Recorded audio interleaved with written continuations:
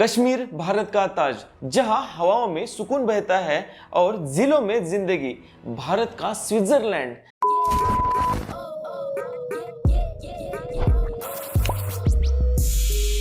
ऐसे स्वर्ग को 22 अप्रैल के दिन नर्क बना दिया गया। 26 मासूम लोग मारे गए।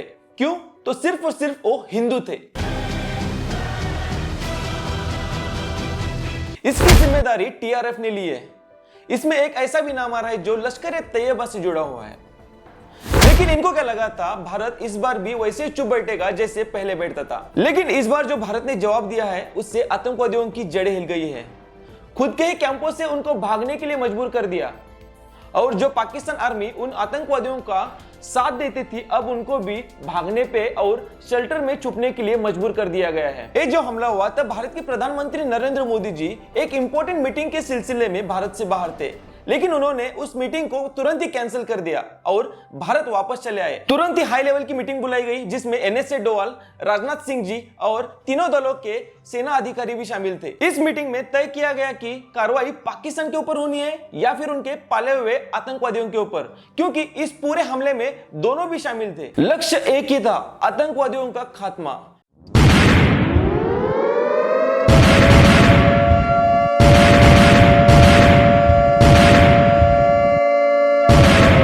और भारत स्टेप बाय स्टेप आगे बढ़ रहा था। यह भारत को डिसाइड करना था हमला कब, कैसे और कहां पे करना है। पाकिस्तान में डर का माहौल था। उसी बीच भारत के होम मिनिस्ट्री ने भारत के कई बड़े शहरों में मॉक ड्रिल की अनाउंसमेंट कर दी। आपके इंफॉर्मेशन के लिए बोल दूं, मॉक ड्रिल युद्ध के पहले एक सिविल प्रैक्टिस होती है जहां लोगों को बताया जाता है कि युद्ध के समय किस तरह से खुद को बचाया जा सकता है।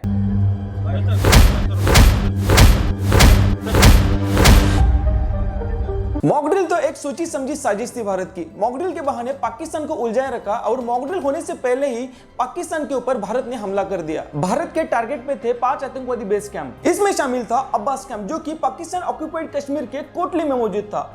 लश्कर का आत्मघाती सेंटर था और इसको भारत के आर्मी ने निशाना बनाया। दूसरा टारगेट था गुलपुर सेंटर। ये भी पाकिस्तान ऑक्युपाइड कश्मीर में मौजूद था।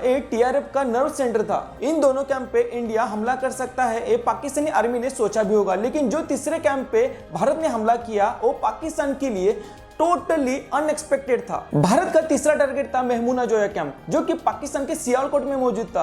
पाकिस्तान की आर्मी ने सोचा होगा कि भारत सिर्फ और सिर्फ पीओके में हमला करेगा, लेकिन इस बार भारत ने पीओके छोड़कर सियालकोट में हमला किया था। इस हमले में हिजबुल का ट्रेनिंग सेंटर उड़ाया गया। चौथा टारगेट था मरकज-ए-तैयबा, जो कि लश्कर का मुख्यालय था। पांचवा टारगेट सबसे बड़ा था, जो कि इंडियन आर्मी ने सोच समझकर मरकज सुबहान अल्लाह के ऊपर बहावलपुर में घुसकर हमला किया था।